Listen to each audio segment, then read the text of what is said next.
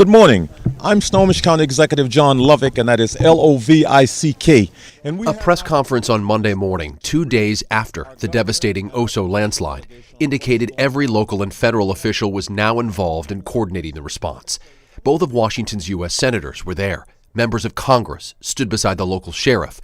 Governor Jay Inslee was one of the first to speak. Olympia is the state capital of Washington, but today Oso is the heart of the state of Washington. Inslee just flew over the debris field that morning by helicopter to witness what he called the awesome power of nature. It is 10 times more devastating when you see it yourself, but there is another powerful force of nature, and that is empathy and compassion and helping these families who are both grieving and now awaiting words of their loved one. Media from around the world began to arrive in Little Arlington, Washington, downriver from Oso in Snohomish County, an hour north of Seattle.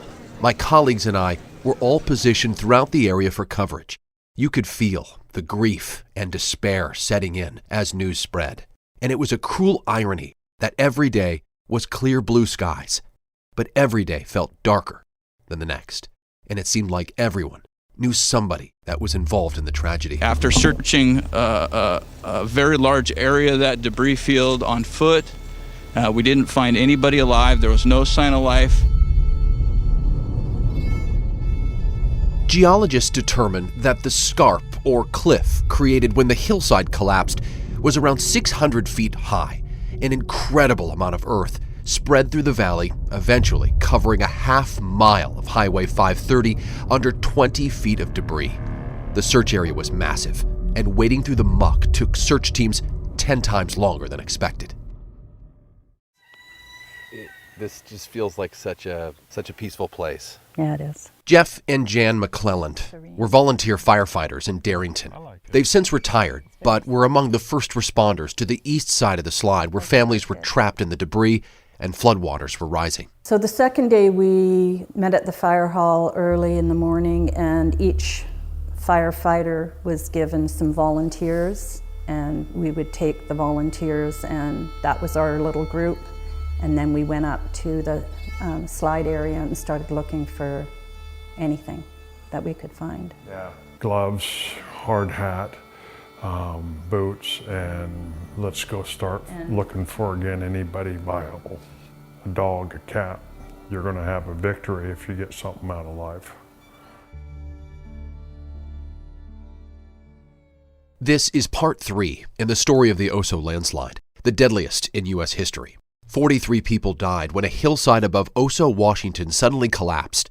The event forever changed the lives of many, including families who lost loved ones, first responders, rescuers, and the journalists that covered the traumatic events day after day, like myself and many of my colleagues. In this podcast series, we're sharing stories about what happened, why it happened, and how the tragedy reshaped the community forever. I'm Jake Wittenberg with King 5 News. This is Oso. We have 2 victims we're unable to get to. Neither one of those appear to be injured. We have one patient that we cannot get to right now that is home for help, seriously injured.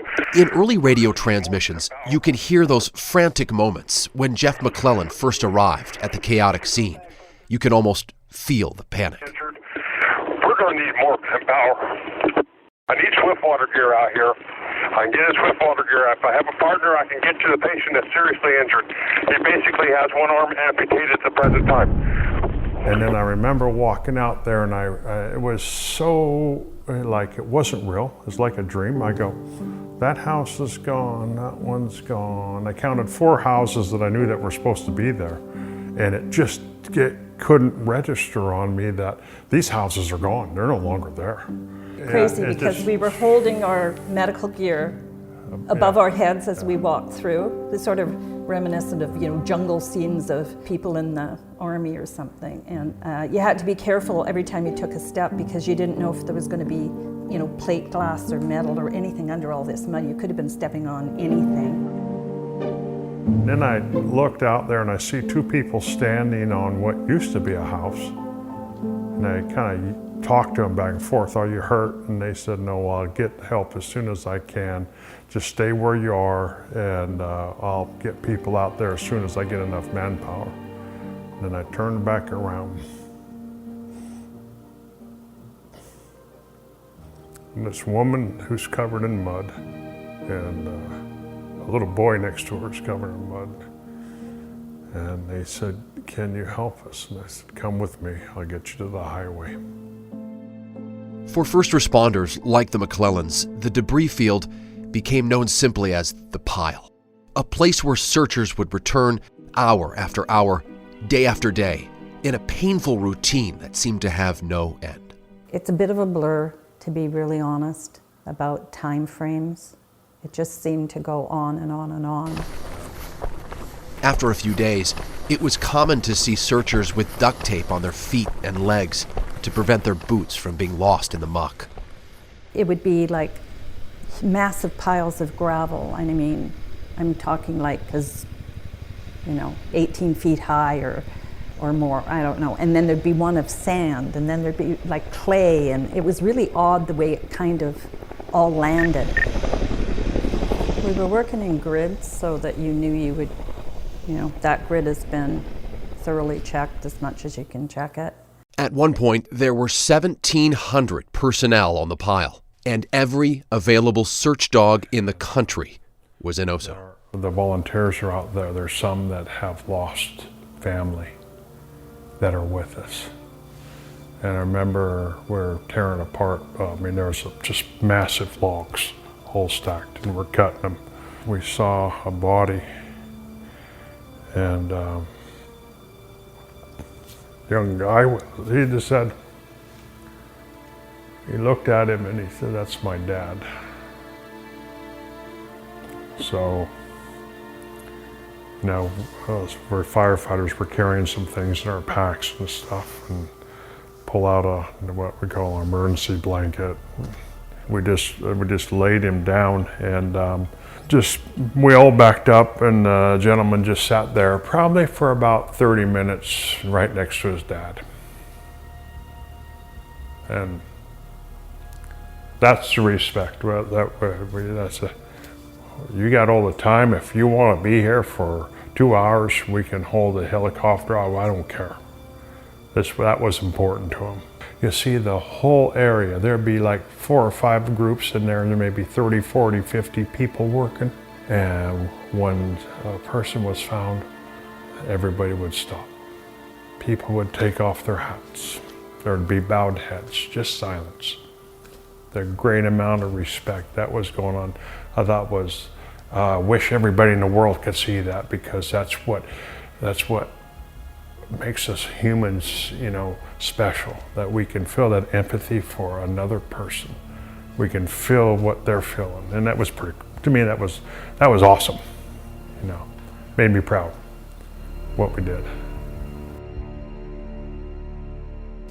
We did recover 2 additional fatalities today. Morning press conferences became a daily routine. That brings our fatality rate to 16. That's when the world would learn the latest death count and challenges still ahead that day.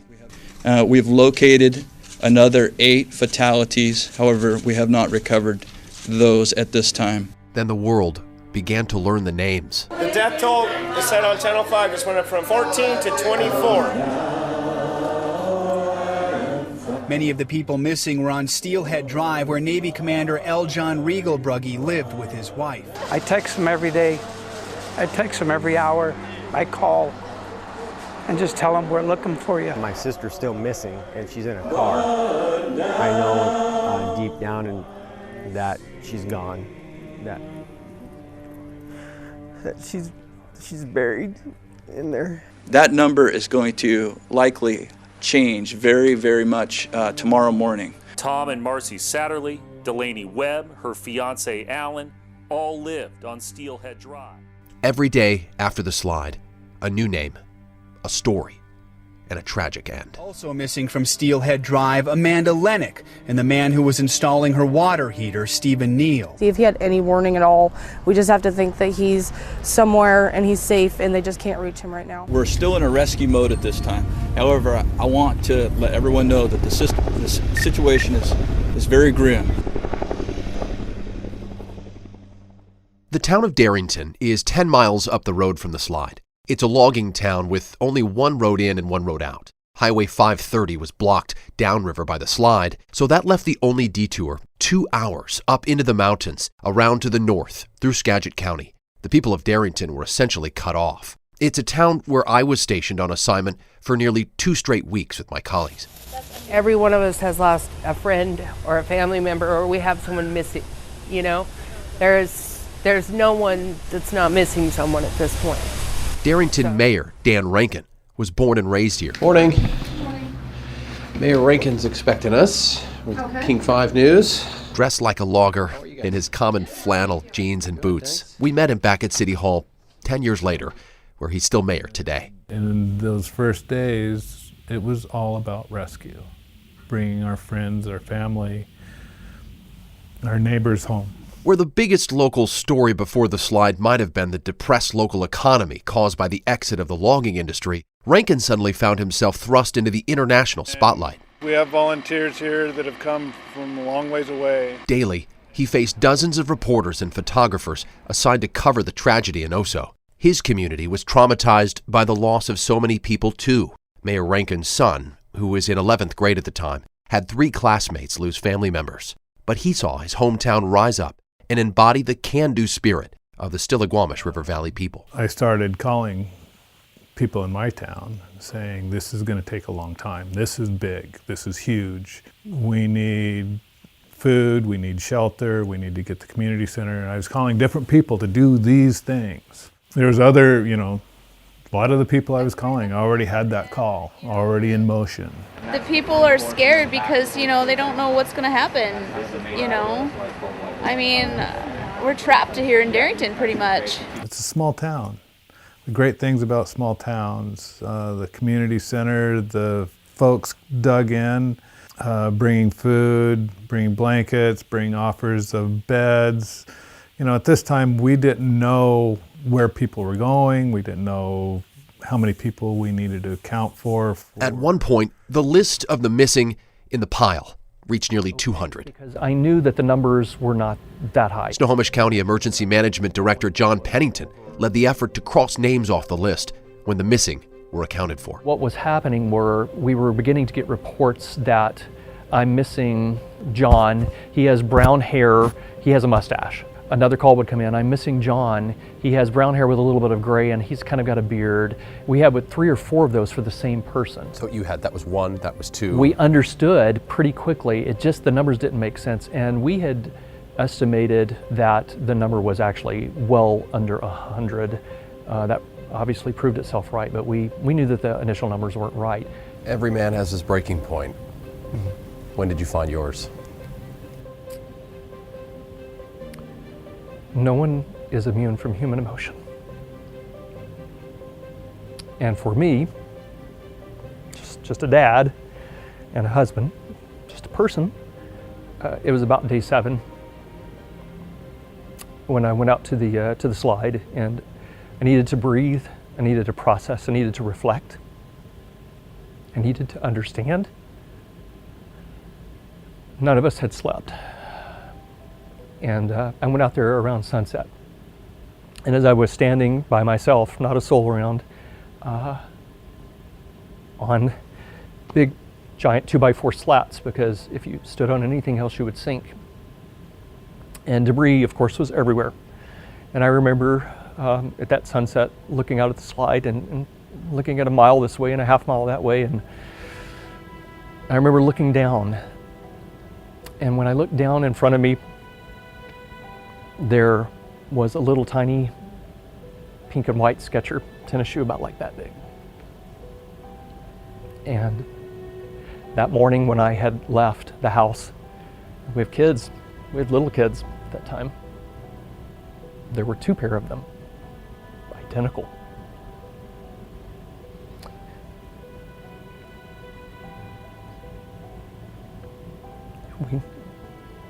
We understood who it belonged to. I knew it. And at that point, I guess as honestly as I can say it, a wave came over my body from my head straight down to my toes.